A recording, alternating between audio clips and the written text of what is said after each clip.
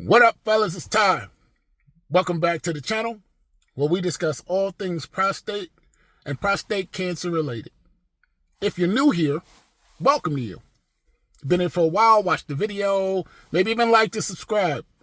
I appreciate you. And welcome back. So today I want to talk to you about something. I'm a little frustrated, right? And so I want to tell you a little bit about my journey, see whether or not any of you have had this experience, and kind of hold the medical community accountable.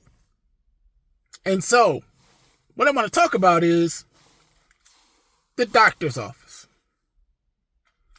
You know, when you are being treated by your doctor and they may think that you have prostate cancer, maybe you've been diagnosed. Oh, you can get in there. Oh, you can make an appointment and they will schedule and move some stuff around to make sure that they can get you in there and get you seen for those tests and get those things running and moving. However, once you've gone through the surgery, once you're in your prostate cancer outcomes, I don't know. Not the belle of the ball anymore.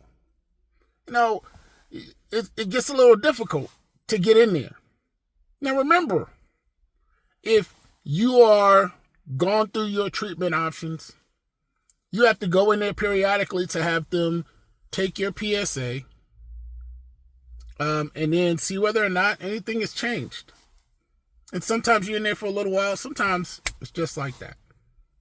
Now they do the PSA, and in some offices they also do to check whether or not you have any urinary tract issues or anything like that. So they also have you pee in a cup.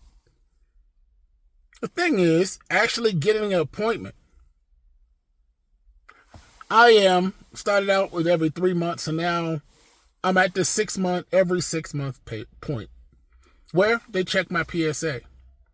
Well, a week ago, unfortunately, my appointment was on one of the days that we had a really bad snowstorm.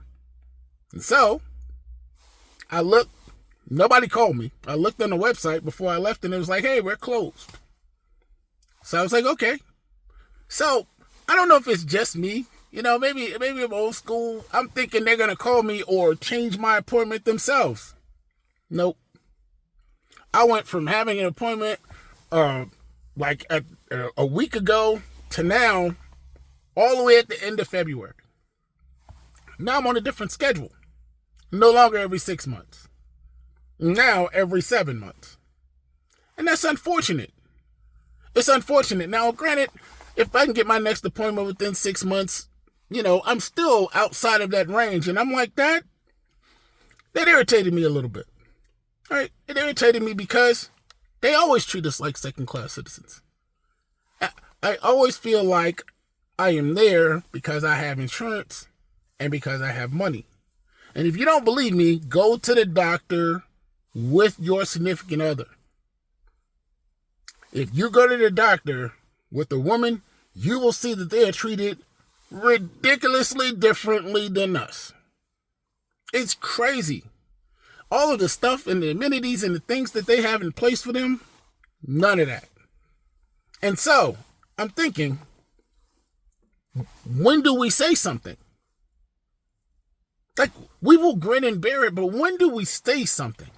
When do we say, look, we understand that there are a bunch of people that need appointments. But if you cancel my appointment, then you should help me find another appointment.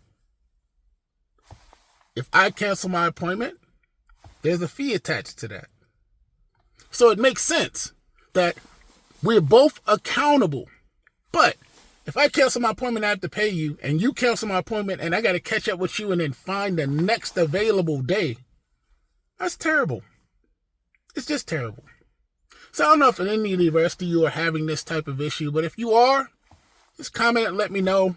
Hopefully, I am not the only one, and it's not just my office, but they have put some policies in place and some different things, and I'm like, listen, you're making this harder for me. I can't take off 2 days. Can't take off a lab day and then come in there to sit there and get the results for like 5 minutes. It's kind of getting to the point where this is getting ridiculous.